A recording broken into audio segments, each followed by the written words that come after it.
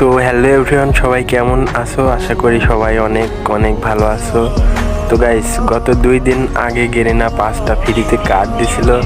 সকালে গেমে ঢুইকা দেখি যে ওই 5টা কার্ড দিয়ে এখানে স্পিন করতে দিচ্ছে। তো এখানে 2টা বান্ডিল আছে, দেখি এখন গেরিনা আমারে দেয় কি না দেয়। তো ফার্স্ট একটা স্পিন কইরা দিই। তো এই স্পিনে আমারে গেরিনা 2টা টোকেন দেয়া দেয়।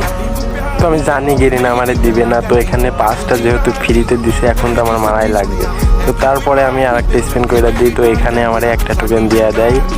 তো আবারও আমি স্পিন কইরা দিই। তো এখানে আবারও আমারে একটা টোকেন দেয়া দেয়। আমি জানি রে ভাই গেরিনা আমারে দিবে না, তারপরেও করতেছি। তো আবার স্পিন করে দিই, আবারও আমারে এবার 2টা টোকেন দিছে।